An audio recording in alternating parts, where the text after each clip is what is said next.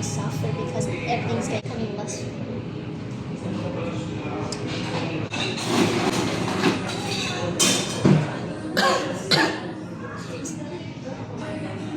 Ito yung batang inuubo palagi. Kaya na.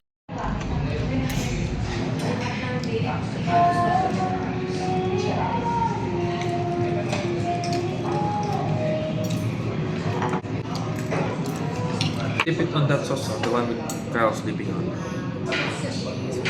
Yeah, kapit lang.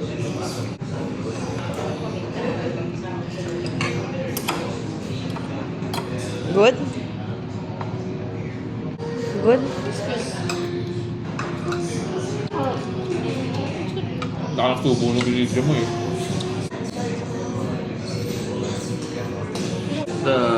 This one, sarap.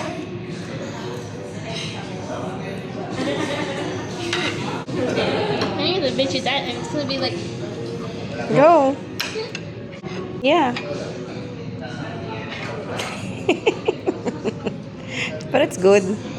Mahirap lang talaga na. Mabilaki pero okay lang naman siya. Masarap. Na, taste good? Sabi sa'yo, di ba? Taste good? Tao ka na na. Congratulations. Ito na yung order ni Kyle. Chicken teriyaki.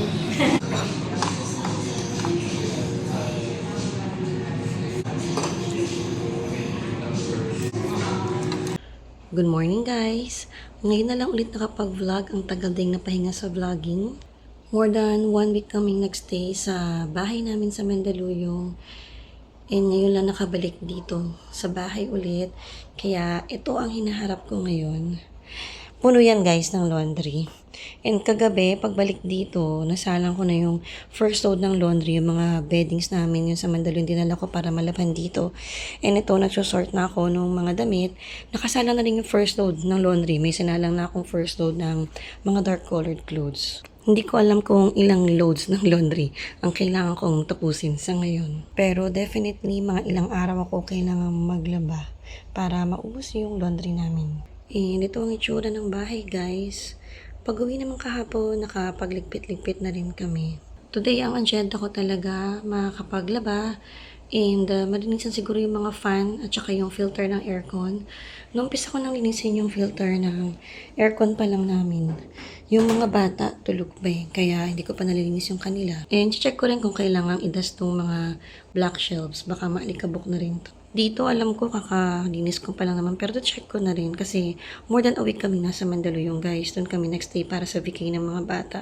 And baka ilang days lang din kami dito sa bahay. And then, babalik na naman kami doon. Dahil si Kyle gusto niya doon. Dahil syempre, doon yung mga pinsan nila. Kahit naman sila kambal, at least doon may mga makakausap sila. And mga kadaldalan, catch up sa mga pinsan habang bakasyon pa. Ayan na ang itsura dito sa baba, guys. Tutuloy ko na yung pagsusort ko ng laundry. Sa taas naman yung mga kwarto, same pa rin ang itsura. Tingnan natin kung mapapakita ko sa inyo mamaya kapag tapos na akong maglaba. Today is Monday nga rin pala, kaya talagang laundry day. Alam nyo na yan, na Monday is laundry day. Good morning guys! Tuesday na, hindi na ako nakapag-vlog pa ulit kahapon. Ito yung mga nilabhan ko. May mga nakasampay din sa taas na ilang pirasong mga nakahanger. Nakatulot sa ako ng laundry. Tatanggalin ko na to kasi may nakasalang na akong laundry kanina pa. Yung mga light colored clothes and whites naman yun. And ito naman ang ligpitin ko dito sa kusina guys. Yung mga dry dishes lang naman. Kailangan kong balik sa mga pwesto nila. Meron din dito sa table na hindi nakasya dun sa drying rack. Yung sala maayos naman siya. May mga ibang clothes na nandun sa table na mga dry na laundry na rin yan. Tinanggal na yan kagabi pa. Hindi ako masyadong nakapag-vlog ngayon guys kasi wala na masyadong ganap ito sa bahay. Yung usual na house chores lang naman. So more on laba ako ngayon. Naghahabol ng mga nilabhan dahil hindi ako naglaba sa Mandaluyong. Nag-stay kami doon ng more than a week. So magkatanggal na ako ng laundry. Ayusin yung mga dry dishes dito. Hintayin lang yung sinalang kong laundry. Laundry pa rin nangaharapin ko today guys. And mamaya magluluto na rin ng pang-dinner naman namin. Meron pa kaming pang-lunch ngayon eh.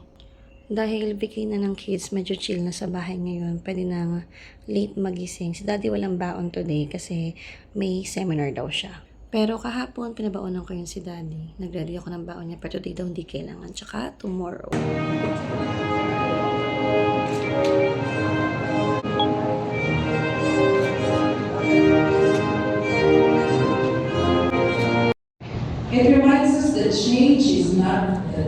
for one, but the calling of men.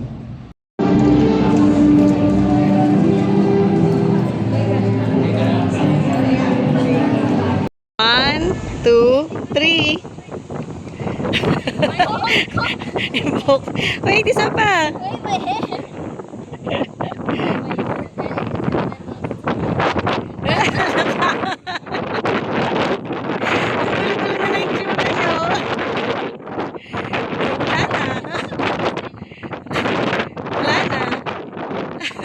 Maganda na lang kaya ako kapag nagsayin. T-shops.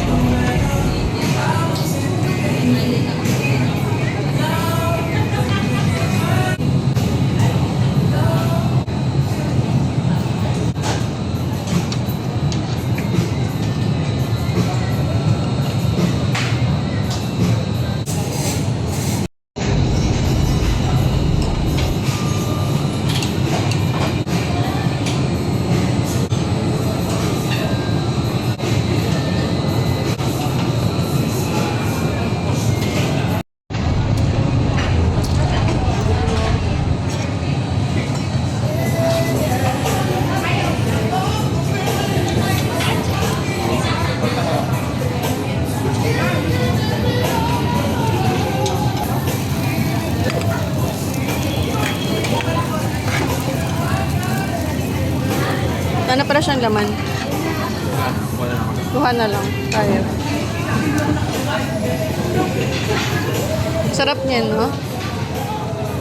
Kakauwi lang namin, guys, and i-haul ko lang yung mga Harry Potter na nabili ko sa Miniso. Pero may iba kapag nabili pa, kaso hindi ko na i-haul yung iba pa. Ito na lang muna. So, yung first one, yan, may taga-haul ako dito eh. Nakatago lang. Yung keychain na Hermione. 300 to, 299. Kahit masama loob ko, nabilhin to. Sobrang gusto ko kasi talaga siya. Ang dali mo naman. Hindi nakikita. Ayan. Ito yung itsura ng keychain, guys. Si Hermione. Tapos, dito, may nakasulat din na Harry Potter. 299 doon. At bibiling ko yung mug na may libre na rin na keychain. Kaso, mas cute kasi itong si Hermione. And next one is yung ceramic na mug. So, instead na yung Gryffindor, instead na yung, ano nga ba yun natin? Slytherin. Ito yung kinuha namin. Mas cute daw to. Sabi niya, dito yung birthday cake ni Harry. Happy birthday, Harry. Ito yung saucer niya. So, ganito yan. And then, yung mug niya ay ayun. Siya makita masyado. Dapat pa ganito lang. Yan yung itsura niya, guys. So, pink. Alam niyo na, hindi ako kasi mahilig sa pink. Tapos, ito. Pero pag ganito yan, diba? Or Pwede pag ganun. tinatakip, oo. So, pag takip, nakaganyan naman yung itsura niya. Cute lang siya. 449 to. Saan taga-babuksan natin dyan? Surprise? Kada araw Ano? sa vlog. Ito siya, cruise socks na surprise box. So, isa-isa lang daw bubuksan namin. Aabangan nyo yun, guys. Isa-isa, araw-araw. Ito, cute, diba? Nasilip na natin yan. Ayan yung isang cute. Ayun! Bakit parang di siya, Hufflepuff siya. Hindi siya Gryffindor. Kala ko Gryffindor ang cute ko. Kasha kaya sa'yo? Kasha? Nalaman natin. Kasi 8.5 eh. Di namin nakita na may size pala yung socks. Pero ayan yung first one. So yun yung first socks. And then magbubukas ulit tayo. Pinipili ko sa daddy. Ay, pang buksan ni daddy. Isa lang daw kada araw. So yung next one. Anong house? Ala! Yung bag. Hala, baliktad! Baliktad yung paa. Ano to? Sino yan? Si Hedwig. Hedwig lang. So, Harry Potter lang talaga siya, na socks.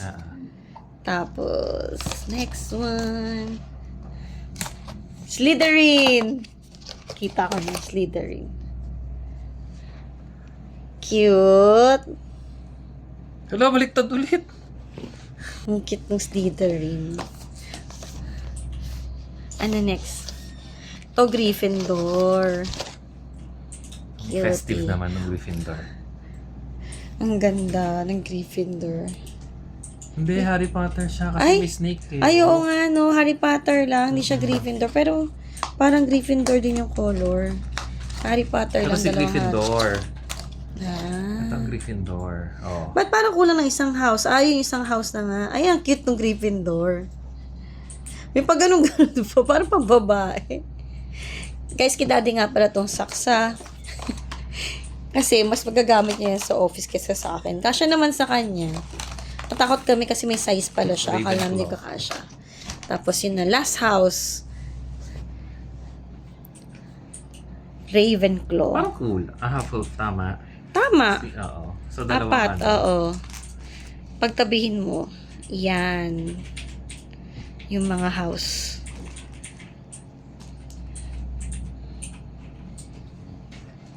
So, yan lang siya. 699 to. Yung surprise socks box. Na pinabukas lang. Na pinabukas lahat yung araw. Ang surprise ng taga ito, isa lang, di ba, mahal? Yung 5, talaga nakalagay ko anong itsura niya. Isa lang yung surprise, guys. Sa gilid ng box kung ano yung mga laman niyang socks. And then, ang pinaka-surprise, si Hedwig. Si Hedwig yung surprise niya sa box na to. Ang cute lang. Alam niyo naman, sobrang Harry Potter fan ako eh. Vampire, right? Ano ba yan? Ay, Harry Potter. Vampire, right? Ano ba naman yan? Nabubulo na tayo kay Vampire. So, ayan. Itong Hedwig. Ito pa, Harry Potter din siya. Slytherin, Hufflepuff, Ravenclaw, and Gryffindor. Tapos, itong Hermione na kitchen. Ano kitchen talaga sinasabi ko? Yung Hermione na keychain and yung aking bagong mug from Miniso. Lahat yan, guys. Pakita ko rin sa inyo, guys, na nabili kong shoes sa Aldo. Naka-sale to. Color black siya na may gold na detail. Tapos ito yung logo ng Aldo. Yung ilalim niya, rubber. And ito lang, simple ang design. Pinagpipilian ko yan kung alin sa dalawa, yung brown or itong black one. Yung brown one sana kukunin ko. Kaso parang maliit yung size ng 6.5 nila for this design. And ganda rin naman yung black. Actually, torn talaga ako kung yung black or yung brown. Pero since yung size nga, masakto tong black sa akin, ito lang kinuha ko. Ayan yung price niya, guys. From 3,695, 1,400 na lang. Pwedeng pang casual, pwede rin pang formal. Hindi naman halatang rubber lang yung sides niya kapag suot mo. Actually, ang classy naman ng itsura niya. Sabi ko, titingin lang ako sa Aldo eh. Pero, as usual, paglabas, may dala ulit paper bag. Pakita ko rin sa inyo yung mga nabili naman namin sa pen shop. Bukas na lang. Good morning, guys. Today is Monday, pero hindi laundry day today dahil kahapon naglaban ako. Since nandito lang naman kami sa bahay kahapon, nagsalang na ako ng laundry, guys. And tulad ng laundry to, and yung mga bata ang nagsampay. Naglinis din ng shoes yung mga bata. Kaya kung makikita niyo yung hagdan namin, puro shoes na nakandyan pa. Dahil pinapatuyo pa nila ng konti. Medyo napabasa kasi siya pag ginagamit yung shoe cleaner namin. Pero in fairness sa shoe cleaner na yun, guys, sobrang ang ganda talaga niya. Lumilinis talaga yung mga sapatos, kahit yung mga rubber shoes. Yan, kung makikita niyo yung mga shoes nila, ang lilinis na ng mga shoes ng mga bata. Actually, bumaba lang ako para mag-CR and mag-init ng water. Dahil sinisipunan naman ako at masakit lalamunan ko. Nahawa yata ako ni Shobe. Nag-grocery din kami ni Daddy kahapon. Konti lang to, guys. Hindi ko na rin siguro i-haul to. Nasa 5,400 yata ito. Nag-pick up lang ako ng mga few things na kailangan namin yung wala ng mga stock. Sa sala naman, guys, maayos naman siya. Konting likpitan lang. Yun nga lang, may towel na nakahang dito sa upuan ni Kyle. And yung bag ko kahapon, naiwan ko lang din pala dito. Sa kitchen as always, kailangan ko lang namang ibalik yung mga dry dishes sa pwesto nila. Tsaka yung sa dishwasher, kailangan kong unload yung dishwasher kasi sinalang ni Shobe yun kagabi. Kaya, tapos na yun, for sure. Kagabi pa lang. Yun lang kaganda sa dishwasher eh. Salang mo ng gabi pagdating ng umaga, malinis na yung mga dishes mo. And umorder din pala ako ng gin ramen. sa Melos na corner. 2 box sa in-order ko kasi parang di sayang yung shipping fee, yung delivery fee. Actually, ang bili ni Daddy, wag kumilos today. Kasi nga masama na yung pakaramdam ko, guys. Pero gagawin ko lang yung mga usual na dapat kong gawin and then yun lang muna. Buti na lang nakapaglaban ako kahapon, kaya hindi ko siya kailangan gawin ngayon. Pero di ko alam kung hindi nag-trigger. Kaya sinisipon ako ngayon. Ang gulo-gulong tignan ng bahay, guys. Pero sa totoo lang, saglit lang to para sa akin na ayusin yung mga ito. Siguro mag-take time lang yung mga groceries, pero few minutes na pa rin naman yan tingin ko. Pero di ko alam kung gagawin ko na ba siya ngayon agad-agad or mamaya na. Magpapahinga pa muna ulit ako. Kailangan makabawi muna sa tulog. Ang sama ng tulog ko dahil sa sipon. Ito na nga pala yung Harry Potter na mug ko. Hindi ko ginamit yung coaster pa. Hindi ko na nako sa inyo yung ibang napamili pa namin last time. Dahil pagod na kami, guys. Kaya na-haul ko lang yung few things na pinamili ko sa Miniso at saka yung sa Aldo. May mga iba pa kaming napamili and i-haul natin ngayon yun, guys. Ito yung nipple cover. Sa Miniso rin namin ito nabili. 179 lang yata ito. 2 pairs na yan, guys. Yung mga bata kasi, mahilig na yan ang gamitin. Kahit ako kapag yung mga spag strap na lang yung suot ko, nag-nipple cover na lang din ako. Mas comfortable din kasi siya, tsaka hindi mainit. Lalo na ngayon na ang init-init, diba? Saka may mga damit talaga na mas okay na nipple cover lang. Parang di lumalabas yung mga straps ng bra or kung ano yung mga makikita sa bra. Mas okay na ito lang. And the next one naman, yung mga pinamili namin sa bench. Mga towels to. Bath towels at saka hand towel. Yung pink one, kay Shobeto, bumili na ako ng 2 para may pamalit siya. 539 na ang isa niyan. Pero pag 2 binili mo, 999 na lang siya. Kaya 2 yung binili ko. And yung green one naman para kay Kyle. 2 yan, guys. Yung isa ay ginagamit na niya. Kasi last week ko pa nabili tong green one. Yung pink one, kahapon ko lang nabili yan. And bilang ko rin siya ng matching na towel. Yung para kay Kyle. Alam ko nasa 120 plus yung presyo yata nung hand towel, pero 100. Pero may discount na rin yun kapag 2 yung binili mo. So, 2 green na hand towel yung binili ko. Ganito siya kalaki. Gusto nyo makita. Ganyan kalaki yung hand towel, guys. Bumili rin ako ng para sa CR namin na hand towel. 2 na brown. Pero hindi ko na sinama dito sa haul, guys, kasi nilagay ko na sa CR. So, ayan yung mga nabili ko sa bench, guys. Towels na para kay Kyle and para kay Shobe. Si Achi kasi, maganda pa yung towel niya. Magandang klase na yung towel na nabili namin sa kanya noon pa. Kaya hindi pa niya kailangan na magpalit. Color-coded kami sa towels para alam na alam namin kung kanino yung mga towels. Mas madaling malaman, hindi nagkakapalit-palit. Next one naman yung perfume na binili namin sa Zara. Ayan yung tsura ng box niya, guys. And 2 yung binili ko. Si Daddy lang talaga ang gumagamit niyan. Kaso gusto na ni Kyle din yung pabango na yan. Kaya binilhan ko na rin siya. Ito ang laman niya, guys. Isang 100 ml na bottle and isang 12 ml na bottle. So ito yung parang travel size niya. And this one naman, yung 100 ml nga. Ang maganda dito, magnetic yung cup niya. Ayan, oh. Nagmamagnet lang kaagad siya. Pero ito, hindi na ito magnetic yung cup nitong 12 ml na bottle. This one naman is 1,695. So, okay na alternative to sa pabango niya kasi mas mura-mura din. DNC yung perfume ni Daddy. Pero nung matry niya to, sobrang nagustuhan niya yung scent ito. Bagay na bagay sa kanya yung scent. So, unang spray parang matapang, pero after a while, ang bango nito sa kanya, nagdalas talaga yung smell. Kahit pag uwi niya galing office, maaamoy mo pa rin to sa kanya. And last na dito sa ating shopping haul, yung pinamili naman namin sa pen shop. Unahin ko na tong mga polo ni Daddy. Sobrang ganda kasi ng fit ito sa kanya. Regular fit siya. And ang tela niya, hindi ko alam kung anong tawag sa tela nito eh. Pero hindi siya cotton, guys. Tingnan natin kung may nakalagay sa tag. Walang nakalagay sa tag niya, guys. Pero ayan yung color niya, Dusty Olive. And 799 to. And yun na nga, easy iron siya. Actually, kung maayos yung pagkakalaba mo and nasampay mo siya ng maayos, minsan di mo siya kailangan i-iron. Pwede na siyang hindi i-iron. Kaya nakakatuwa tong polo na to eh. Kapag maayos mo lang siya nasampay, hindi mo na rin siya kailangan iron. Bawas din sa gawain yun, guys ah. Yan yung isa naman, beige yung color nito.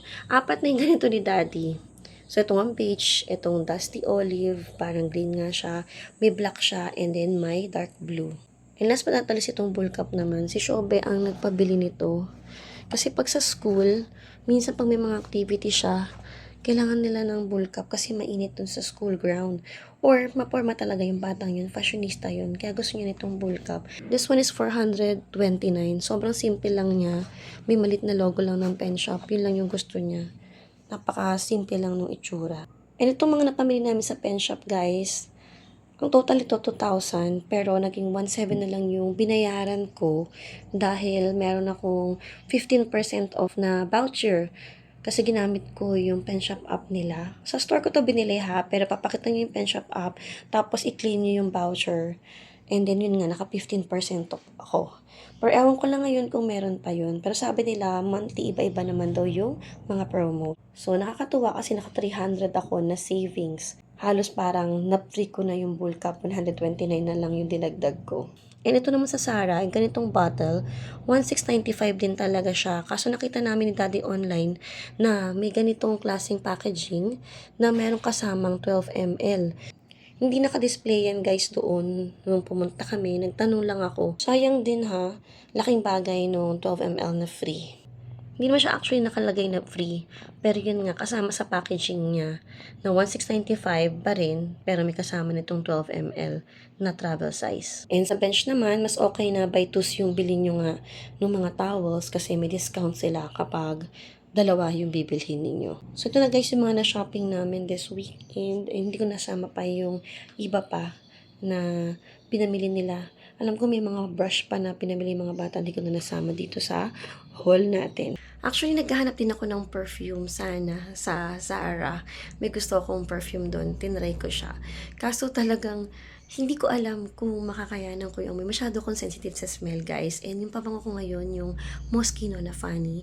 And yun talaga, yung sanay na sanay ako sa smell nun. Tsaka yung D&G na light blue. Yung Elizabeth Arden. Yung mga ganyang klaseng smell lang yung nakakaya kong smell. And natatakot ako na pag bumili ako, matatabi ko lang siya, masasayang lang. Kasi yung, si daddy nga, binila niya ako ng Jo Malone. Pero bihira ko lang siyang ginagamit kasi parang tatapangan pa yun ako sa smell niya.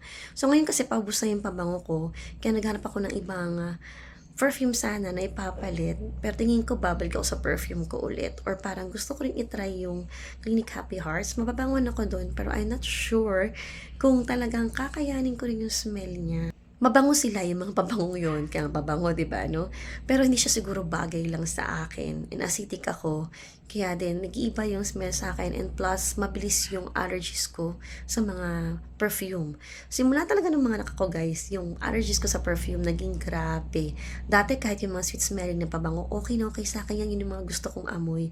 Pero nung mabuntis ako at mga anak na ako, hindi ko na kinakaya yung mga masyadong mas strong na smell ng pabango. Mabango sa iba na amoy ko, natutuwa ako sa amoy. Pero pag ako na yung gumamit, na-allergy ako, nahihiglo ako, and hindi ko talaga kinakaya yung amoy niya. And nasasayang lang, natatabi ko lang din siya. Kaya nga din siguro sinipon ako ngayon and medyo inubo ko dahil nung kahapon nga, dahil nung isang araw nga, naghahanap kami ng perfume ni daddy. Nung binibili kami ng perfume niya, naghanap din ako ng perfume ko and ang dami kong tinsmell na pabango. Sobra sigurong na-overload yung nose ko sa mga amoy ng mga tinry ko. Pag-uwi talaga medyo sisipon-sipon na ako and ang sakit talaga ng ulo ko. Kahit nagko-coffee pa nga ako para lang mawala yung smell, talagang sumakit yung ulo ko.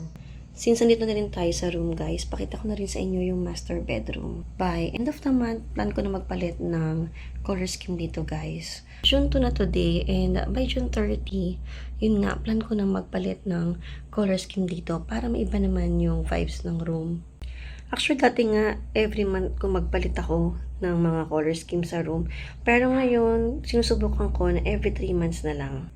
Tinitignan ko lang kung kaya ko na every 3 months ng pagpapalit. And so far naman, okay naman sa akin na every 3 months nga yung pagpapalit ng color scheme.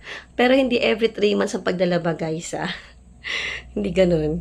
Lagi nilalabhan ng mga beddings.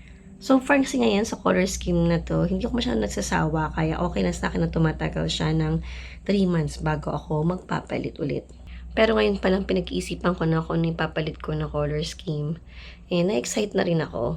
Of course, kasabay nun guys, yung pagkapalit din sa room ng mga bata and pagkapalit din ng color scheme sa sala. Ganun naman laging ginagawa ko, sabay-sabay ako nagpapalit sa lahat ng rooms ng bahay. Home reset kung tawagin, para naman maiba yung vibes and yung feel ng bahay. So, ayun na guys, sa master bedroom. Papahinga muna ako ng konti bago ako matutuloy ng pagliligpit sa baba. Bumili rin pala ako ng espresso coffee capsules.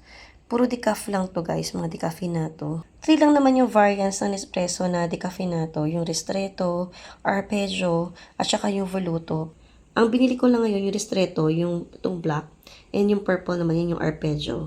Nandito na kasi yung high brew na coffee machine ko, kaya pwede na ulit akong mag-nespresso na capsules. Dalawa lang yung binili ko para madali lang store dito sa bahay, guys. Sa Trinoma ko pala ito nabili, pwede rin kayong order online and pa-deliver nyo lang para less hassle. Yung ristretto, intensity 10 siya, and then yung arpeggio, intensity 9 naman. Good afternoon, guys. Past 12 na, tapos pa lang namin magluto ng mga bata.